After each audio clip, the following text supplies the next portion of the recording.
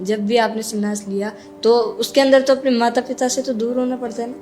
हाँ, पिंडदान करना पड़ता है ना, फिर तो जगत माता पिता हो गया ना भाई। एक माता को छोड़ने के बाद में, एक पिता को छोड़ने के बाद में, गुरु की शरण में जाने के बाद में हजारों माता पिता मिलते हैं। जहाँ जाते हैं वो माता बोलते, जहाँ जाते हैं वो बहनी तो बोलते। तो जब गुरु ने हजारों माता पिता दिखा दिया, एक माता पिता का लिए हजारों माता पिता दिखा दिया, उससे बड़ी चीज क्या है? पुराण, गीता और वेद, ये सब तो लिखे तो मनुष्य ने। मनुष्य ने तो लिखा, लेकिन भगवान को बार बार मानव रूप में आना पड़ा। राम जी मानव रूप में आए, इस सृष्टि का नियम है, और उनको जाना पड़ा। कृष्ण मानव रूप में आए और उनको फिर जाना पड़ा। तो जो आएगा वो जाएगा भी सही, लेकिन ऐसी चीज छोड़ जाएगा, जो ऐसा संस्कार हम लोगों को दे के जाएगा जिससे हमारा जीवन का कल्याण हो जाएगा और उनका कई पीढ़ी बंद पीढ़ी नाम उनका चलेगा। जब तक ये सृष्टि है, जब तक राम जी का नाम चलेगा, जब तक सृष्टि है कृष्ण जी का नाम चलेगा, उनका भजन होता है, उनकी पूजा होती है। हमारे तेजा जी महाराज हुए, राला बाबा हुआ है, बालाजी हुए, इन भैरू जी हुए। नमस्कार दोस्तों, आज हमारे साथ हैं शंकर गिरी जी महाराज, जो कि हमारे गुरुदेव हैं। इन्होंने हाल ही में गांव नौहट्टा में एक भव्य माँ काली के मंदिर का निर्माण करवाया है। तो आइए आज इनसे करते हैं बातचीत। गुरुजी, आपने गांव नौहट्टा में ही क्यों चुना? जैसे कि कई बार साधु बड़े बड़े मंदिरों में मिलते हैं, ऐसे आपने यहीं क्यों चुना? आप भी तो जा सकते थे। पहले अपन आश्रम दिल्ली में था गुरु जी का, और दिल्ली से सतना, और सतना से छत्तीसगढ़। और जब छत्तीसगढ़ में था तो बालाजी, जो घाटी के पीछे जो बालाजी है नोटा में, वो बार बार दर्शन देते थे। और उनकी खोज करते करते मैं यहाँ तक पहुँचा। तो पहले बालाजी के मंदिर का निर्माण किया, उसका जीर्णोद्धार किया, फिर माँ कंकाली माता का मंदिर का जीर्णोद्धार किया, क्योंकि ये बहुत पुराना सिद्धपीठ है, जो खिलची के समय इसको तोड़ा गया था, इस मंदिर को। इसका तीसरी बार निर्माण हुआ है। तो आपको वो भगवान हनुमान कैसे दर्शन देते थे, जैसे सपनों में? हाँ, मतलब सपनों में दर्शन देते थे, मतलब वही दर्शाव बार बार आता था। जैसे एक चीज़ का जो बार बार जो दर्शन होता है ना, तो शुभ माना जाता है कि भाई ये चीज़ अपने को खींच रही है। ये जो प्रेरणा होती है, एक चुम्बक होती है ना, जो लोहे को खींच लेती है, उसी प्रकार ये बालाजी का मंदिर अपने को बार बार बालाजी खींच रहे थे। आप अपने गुरुदेव के बारे में बताइए। अपने गुरुदेव के बारे में, मेरे गुरुदेव श्री श्री 1008 श्री सेवागिरी जी महाराज, जो करोल बाग दिल्ली में 108 फीट हनुमान मंदिर का निर्माण किया, जो मूर्ति का 108 फीट, जो पहले विश्व में नहीं थी। अब तो कई जगह उससे भी बड़ी मूर्तियाँ बन गई, लेकिन पहले करोल बाग में ही गोल चक्कर के पास मूर्ति थी। और तपस्वी संत थे, उन्होंने बहुत बड़ी तपस्या की, जो आज उनका विश्व में नाम हो रहा है और उनके पीछे अपना भी नाम हो रहा है। अच्छा, तो मैंने कई बार YouTube पे पॉडकास्ट देखे हैं जिनके अंदर लोग मतलब कि वो मतलब भूतों के बारे में बताता है, तो ऐसे कुछ होता है? मैं इन चीज़ों को मान्यता नहीं देता हूँ। तो आप किसको मानते हैं? मैं तो साक्षात ईश्वर को मान्यता देता हूँ। अच्छा, ईश्वर को। मैंने एक पॉडकास्ट भी देखा बुद्धिज्म को। बुद्धिज्म में ऐसा लिखा है कि मतलब बुद्धिज्म में ईश्वर को नहीं मानते, सिर्फ आत्मा को मानते हैं, सोल। हाँ भाई, दो चीज़ें, आत्मा सो परमात्मा। आत्मा ही तो परमात्मा है। हम मानव सेवा जब तक नहीं करेंगे तब तक हम भजन भी नहीं कर पाते और आगे भी नहीं बढ़ सकते अपन। क्यों? कि अंधकार से प्रकाश में लाना हमारा कर्तव्य है। हम संत इसलिए बने, गुरुजी ने इसीलिए हमको शिक्षा दी, और अखाड़े के संतों ने भी हमको इस लायक बनाए कि हम अंधकार से प्रकाश तक जनता को ले जाना और मानवों को आगे बढ़ाना, मानव सेवा करना, यही तो सबसे बड़ा अपना सनातन धर्म है। एक दूसरे को जानना, एक दूसरे का कष्ट को पहचानना और उसके कष्ट में शामिल होना, ये संतों का कर्तव्य है।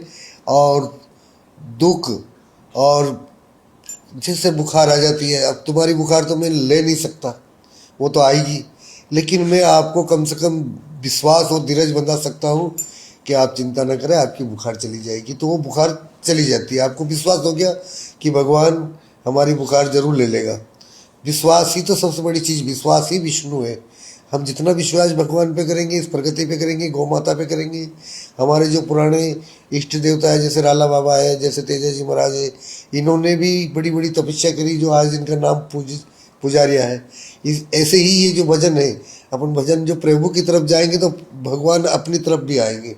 हम किसी की तरफ 2 कदम चलेंगे तो वो 4 कदम अपनी तरफ चलेंगे। गीता भी हमारी कहती है कि मैं सब में हूँ।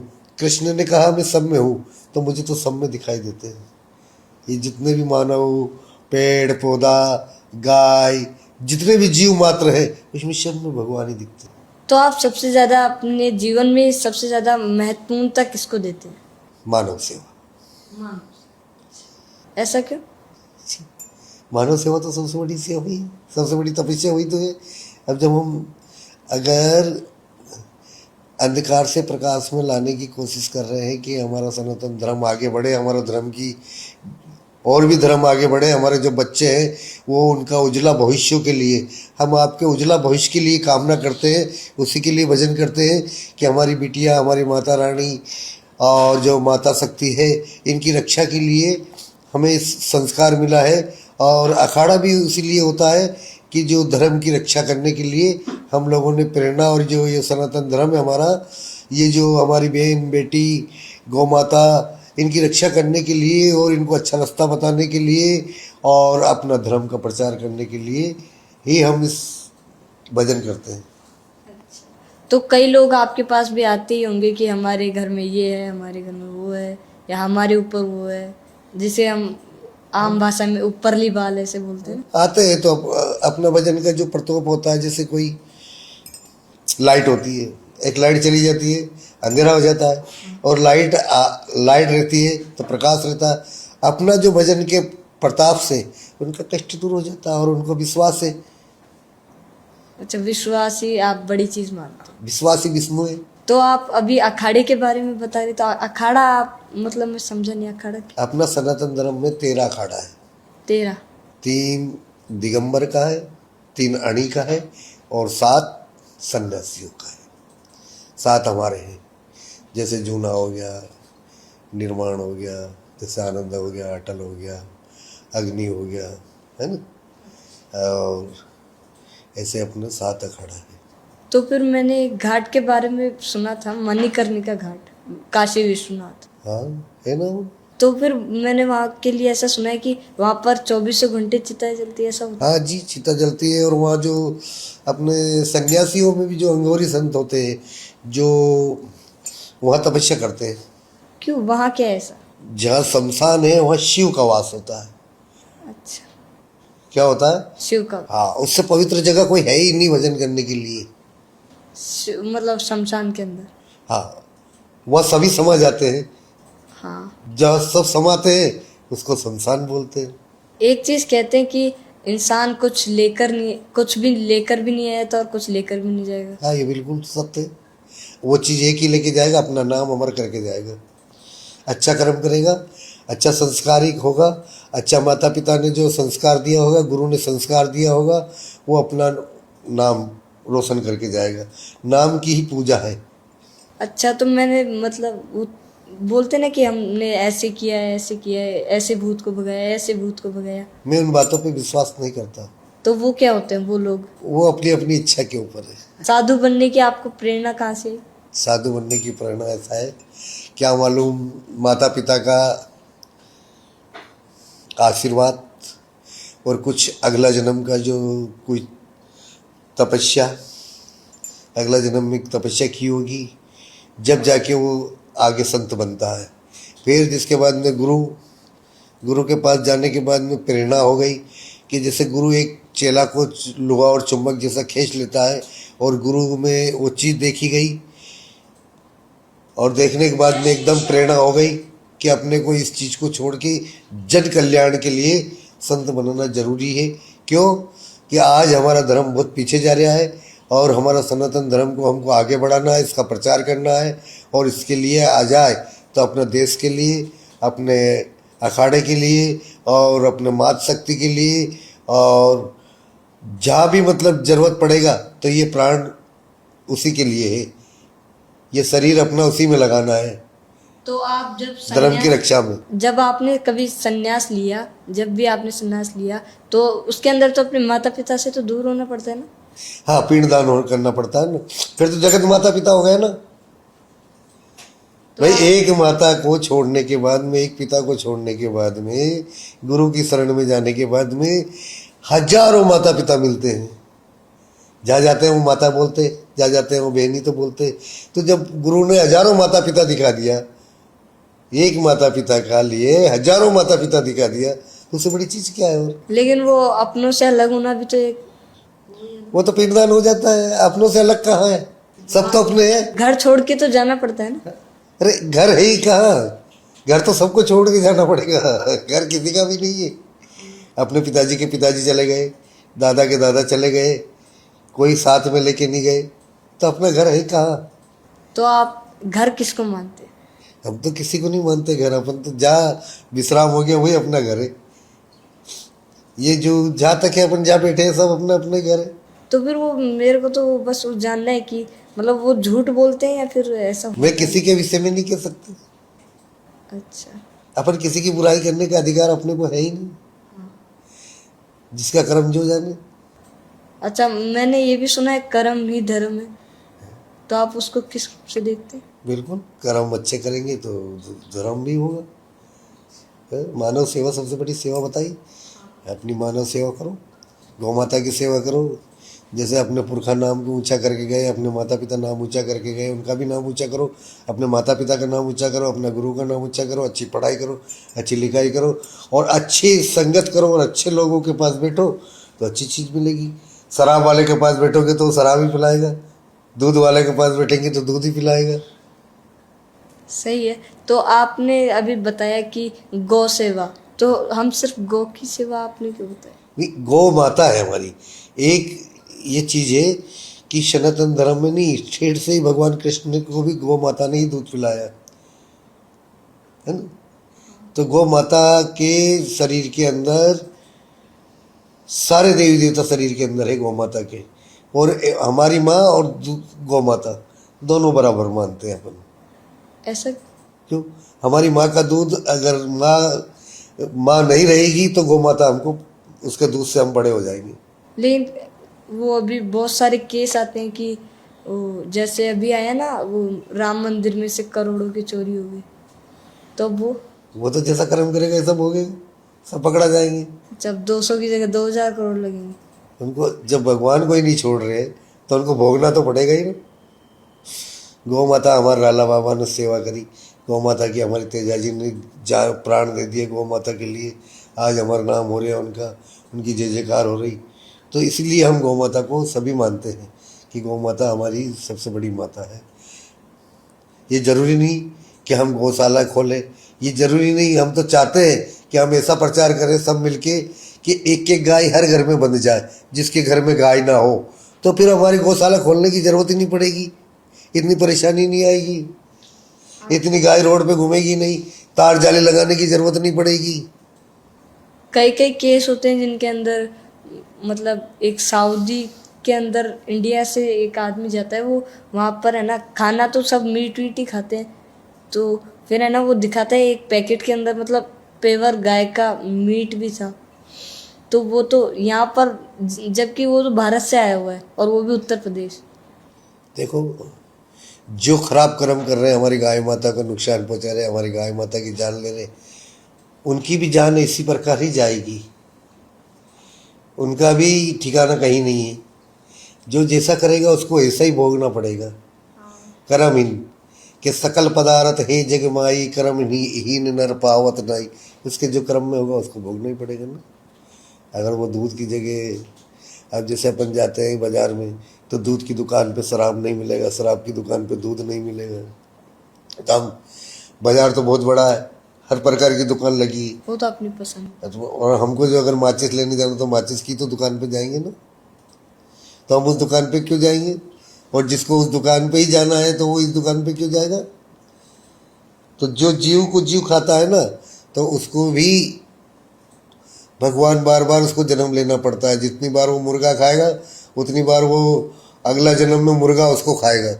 जितने जन्म में वो जीव को खाएगा इतना ही उसको जन्म लेना पड़ता है। तो कहते हैं ना कि वो हर 7 बहुत वो शुभ माना जाता है, ऐसा रेनबो क्या बोलते हैं, इंद्रधनुष में भी 7 रंग, वो कई सारी चीजों में 7 अंक, एक हफ्ते में 7, सब शुभ ही शुभ है।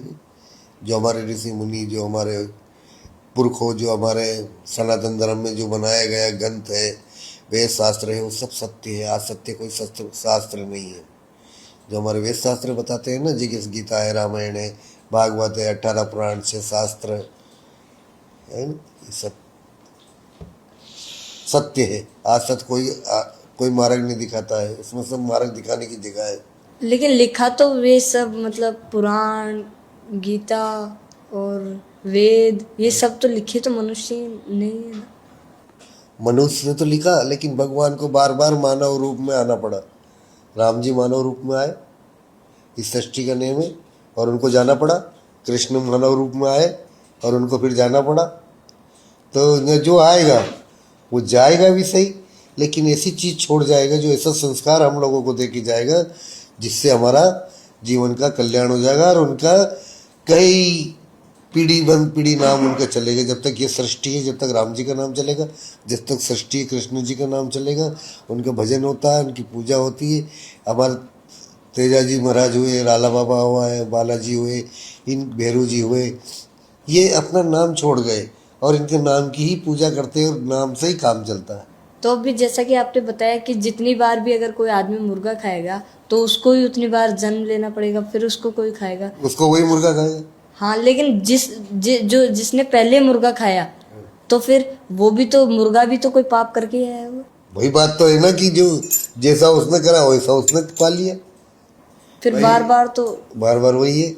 वही हम किसी के साथ गलत करके जाएंगे तो हमारे साथ भी गलत। और अब तो इसी वक्त, इसी टाइम में, इसी युग में, जो अपने कहते हैं ना, कलयुग नहीं है ये कलयुग नहीं है, तो ये कला का युग है। जितनी कलाकारी करना है इसमें कर लो। एक से एक चीज़ बनी हुई है ना। पहले सतयुग में, त्रेता में जो बाण चलते थे, हजारों बाण एक साथ हो जाते थे, हैं। पहले लाखों लोग एक ही बाण में मार देते थे। अब भी तो वही चीज़ चल रही है सारी, है। पहले उड़ते थे, भगवान का विमान आता था, विमान में बैठ के उड़ते थे। अब आप खुद ही विमान में बैठ जाओ और कहीं भी उड़ के चले। हाँ, सही है। ये कला का युग है। जितनी कला है कर लो। कलयुग नहीं, ये कला का युग है। हम जितनी कलाकारी करना चाहते हैं, जितना कुछ करना चाहते हैं, जितना अच्छा काम करना चाहते हैं, जितना एक से एक चीज़ को बढ़ाना चाहते हैं, बना लो। पहले मुंह आकाशवाणी चलती थी, सुनाई देता था। अब मुंह वाणी चल गई, इधर बोलो उधर सुन लो, इधर देखो उधर देख लो। हाँ। तो वही का वही युग, वही का वही है। लेकिन क्या है, पहले भी राक्षस लोग थे, अब भी राक्षस लोग हैं। पहले भी राक्षस के लिए भगवान को अवतार लेना पड़ा, अब भी वही है। अभी कभी भगवान को फिर अवतार लेना पड़ेगा, कोई सत्य पुरुष को अवतार लेना पड़ेगा। सत्य पुरुष किस में आएगा? तुम में आएगा, मेरे में आएगा, और न जाने किस रूप में वो किसके यहाँ जन्म लेके, किसके यहाँ अवतार लेके वो वही सृष्टि को फिर राक्षसों का संहार करेगा। जब मैंने एक वीडियो में देखा है कि जैसे कि भगवान विष्णु के 10 अवतार हैं, है ना, तो उनमें से 9 तो हो गए, आखिरी का तो कृष्ण भगवान वो बुद्ध थे। तो अभी जो अगला कल की अवतार आएगा, तो वो सुना है कि सोच है, वो तो एक वो मतलब आत्मा कुछ नहीं। देखो, जो हमारी सोच है वही काम होगा। अगर आपका सोच है, आपके विचार है कि मैं इसको कंप्यूटर को चलाऊंगा, और आपकी सोच है कि मैं चलाऊंगा, तो आपके एक लक्ष्य बन गया कि इस कंप्यूटर को चलाऊंगा, तो लक्ष्य बन गया, तो वो तुम इसमें सक्सेस हो जाओगे। पहले तो लक्ष्य बनेगा। हाँ। तो हमारा सबका एक लक्ष्य कि कल की अवतार होगा, तो होगा। सही है ना। हमारा एक लक्ष्य है कि हमको स्कूल जाना है, तो जाना है। तो एक लक्ष्य तो है। और वो भी सुना है मैंने कि सबसे ज़्यादा क्रोध भी वो शंकर भगवान का ही है, और सबसे ज़्यादा वो भोलापन भी उनका ही है। देखो, क्रोध तो 2 मिनट सबके पास है आज के ज़माने में। क्रोध घर का नाश करता है, क्रोध तो करना ही नहीं चाहिए। क्रोध शरीर का नाश करता है, क्रोध लक्ष्मी का नाश करता है। एक जैसे माचिस की तिल्ली जरा सी देर में पूरा घर जला देती है, और उसको बुझा दो तो सब बुझ जाता है। है ना। क्रोध तो करना ही नहीं चाहिए, क्रोध तो आना ही नहीं चाहिए। तो आपने कभी कोई वो करते हैं ना कोई साधना वगैरह, उनमें क्या होता है? साधना करना अलग अलग है, जैसे अपना भजन करना है तो मेरे को भजन करना, कोई अलग अलग भजन करते हैं, किसको किस में रुचि, किसी को किसी में रुचि, कोई बालाजी का भजन करता है, कोई राम जी का भजन करता है, कोई भैरव जी का भजन करता है, और कोई भूतों का भजन करता है, तो उसको भूत ही तो मिलेगा। हाँ, कई मतलब ये सब रूप भगवान का है, वो भगवान का है, भगवान को वो जिस रूप में देखना चाहेगा उसी रूप में भगवान उसको मिलेगा। है, अच्छा काम में अपन भगवान को याद करेंगे तो अच्छा काम होगा, खराब काम में याद करेंगे तो खराब काम होगा। अब वो पाप भी तो ऐसे ही है ना, कई बार लोग वो कुत्ते को डंडा मार के वो भैरव बाबा को ही वो खिलाते हैं, वो मदिरा चढ़ाते हैं। भाई वो जिसका पाप उसी के साथ जाएगा, अगर मैं करूँगा तो मेरे साथ जाएगा, दूसरा नहीं भोगता। जैसे मेरे को बुखार आई है ना, तो इंजेक्शन मेरे को ही लगेगा, दूसरे को इंजेक्शन लगने से बुखार नहीं जाएगी। तो कई बार लोग बता देते हैं कि आपका फ्यूचर ऐसा होगा, या फिर पास्ट ऐसा था, मतलब भूतकाल ऐसा था और भविष्य ऐसा होगा, तो ये ऐसा सब कुछ होता देखो ऐसा है, बहू का पाँव आंगना में और पूत का पाँव पालना में, ऐसे ही पहचाना जाता है, उसका वातावरण से, उसके विचारों से, उसका लक्ष्य से बच्चों का ऐसे ही दिख जाता है कि यह किस दिशा में आगे बढ़ेगा।